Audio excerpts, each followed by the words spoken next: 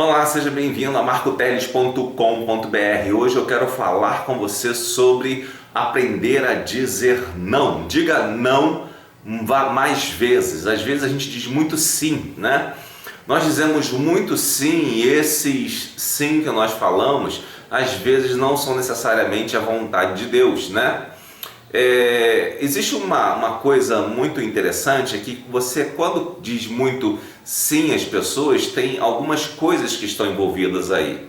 Por exemplo, você pode dizer muito sim às pessoas por medo de perder uma amizade, por medo de traumatizar a pessoa com alguma coisa que não seria tão insignificante assim, mas que você de repente acha que pode ser ruim e você não quer perder a simpatia daquela pessoa.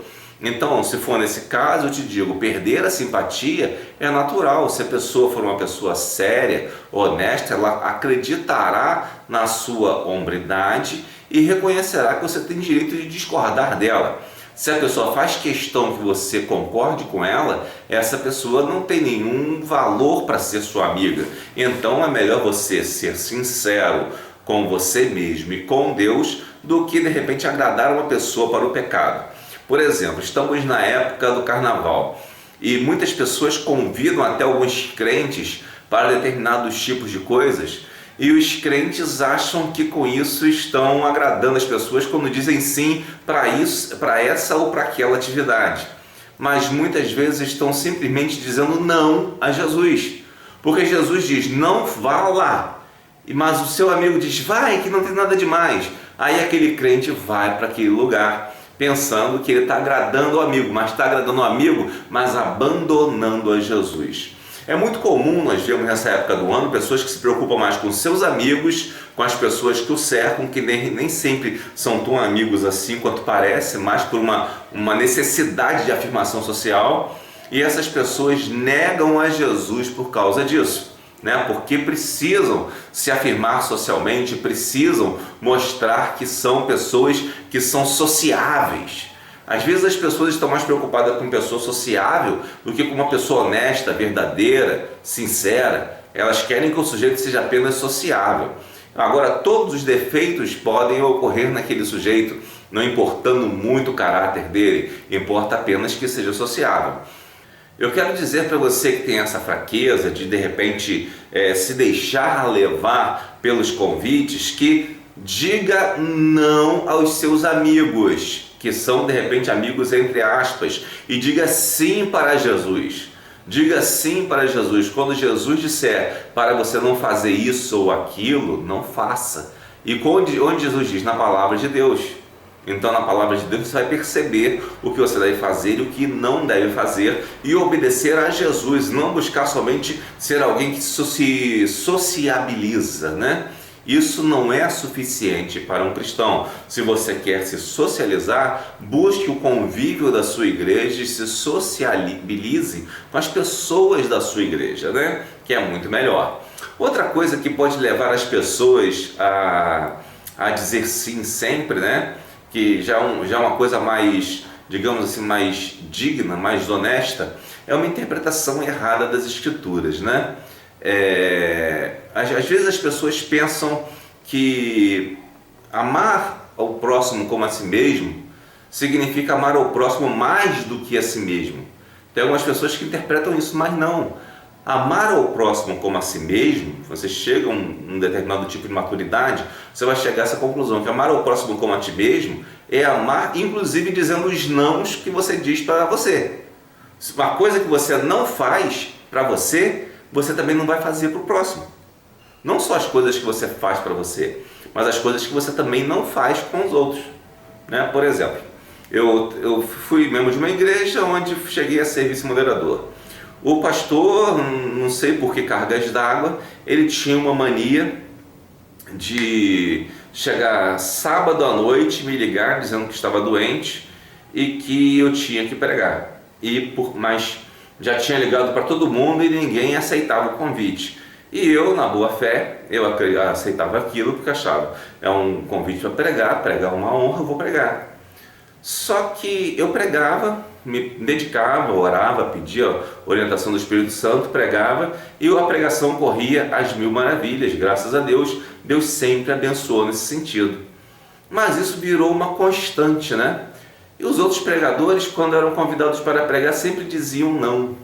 Sempre diziam não. Chegou um ponto de um ser convidado para pregar 2 semanas antes.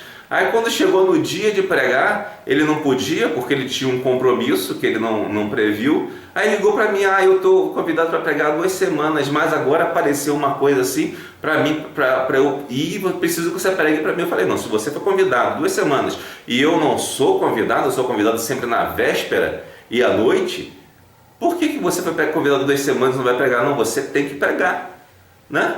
Porque aí caiu a ficha. Eu estava amando mais aos outros do que a mim mesmo, porque eu não fazia isso com ninguém, dar uma atividade da noite para o dia, né? Mas eu recebia isso constantemente. Isso foi durante um ano em que eu fui vice-moderador dessa igreja. É interessante que as pessoas queriam me consagrar, mas o pastor não queria. E apesar de eu fazer tudo o que ele queria, de vez em quando ele soltava umas indiretas dizendo que queria puxar o tapete dele. E curiosamente, mesmo que várias pessoas da igreja tenham pedido para mim consagrar o ministério pastoral, esse pastor dava sempre uma desculpa: precisamos esperar 5 anos, precisamos esperar que ele seja convidado para uma igreja para consagrar. Mas logo que eu vi isso, comecei a perceber essa coisa, que eu estava amando mais a ele do que a mim mesmo, e não como a mim mesmo.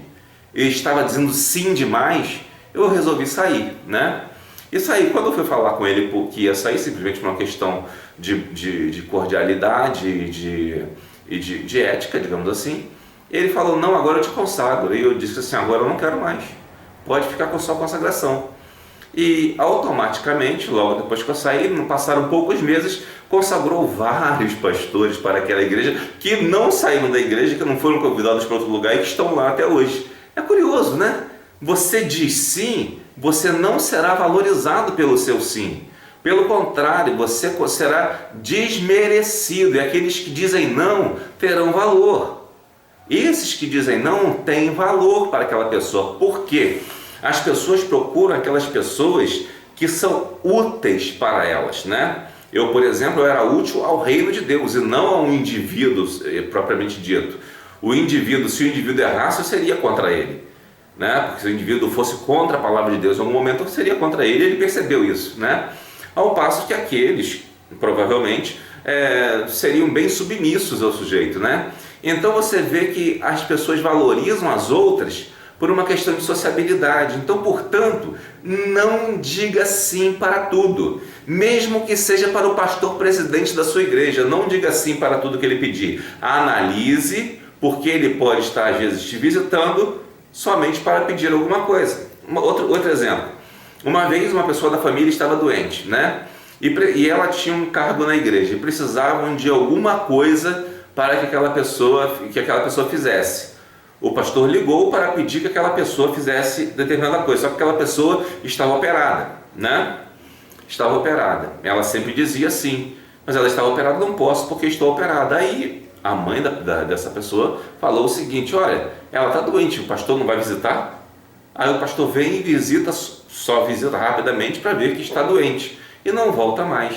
Por quê? Porque não podia fazer o que queria. Então dizer sim até para o pastor presidente da sua igreja, e dizer sim demais, é ruim.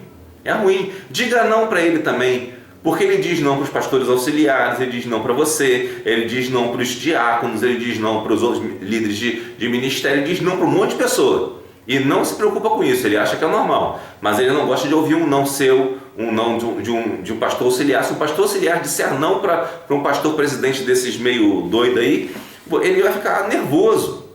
Aliás, eu estou falando pastor presidente, mas esse negócio de pastor presidente é ridículo, porque pastor na Bíblia é pastor, tá? Não existe pastor presidente nem pastor auxiliar. Isso é uma invenção do diabo que botaram nas igrejas. Então eu quero deixar para você essa mensagem, né? E estou falando isso porque isso saiu numa rádio hoje, uma rádio evangélica aqui do Rio de Janeiro, um debate sobre dizer não.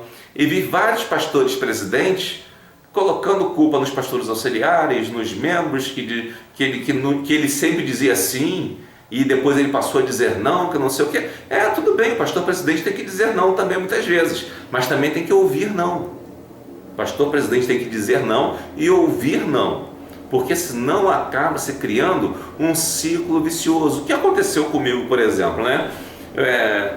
Ajudei, fiz a obra de Deus, graças a Deus por isso que fiz a obra de Deus, mas de tanto dizer sim, aquilo não teve valor para aquela pessoa, para aquele pastor. Ele achou que aquilo não era suficiente e achou até que eu ameaçava ele, porque em menos de 12 horas eu conseguia preparar um bom sermão, coisa que ele levava uma semana para fazer. Então é necessário tomar cuidado com isso, e porque você, depois que diz muito sim, quando você começar a dizer não, perceber que tem que dizer não, vão te olhar como uma ameaça, porque aí ele passa a contar com o seu sim, e de tanto contar com o seu sim, quando você diz que não, ele fica frustrado, porque ele contava com o seu sim, mesmo você não podendo. Então aprenda a equilibrar as coisas, diga sim e não. Observe, se você está começando a dizer muito sim, sim, sim, sim, veja quantas vezes você disse, né? Podemos dizer 3 vezes, né? Se você disse sim 3 vezes para alguma pessoa, na quarta você já se pergunte, eu falei sim 3 vezes para essa pessoa, essa quarta vez tem que ser eu mesmo que tem que fazer isso? Ou tem que ser outra pessoa? Pergunte-se isso, use esse padrão, né? E lembre-se, amar ao próximo como a ti mesmo, e não amar ao próximo mais do que a ti mesmo, tá? Não ame ao próximo mais do que você, porque isso vai gerar um problema. Isso foi um erro de interpretação, um erro de hermenêutica que espalharam pelas igrejas para fazer pessoas pensarem que devem fazer tudo o que alguns sujeitos pedem, mas não. Você tem que fazer aquilo que você faria por você. Se você é do tipo que pediria a uma pessoa para pregar no dia seguinte a queima-roupa, então você vai fazer isso com as outras pessoas.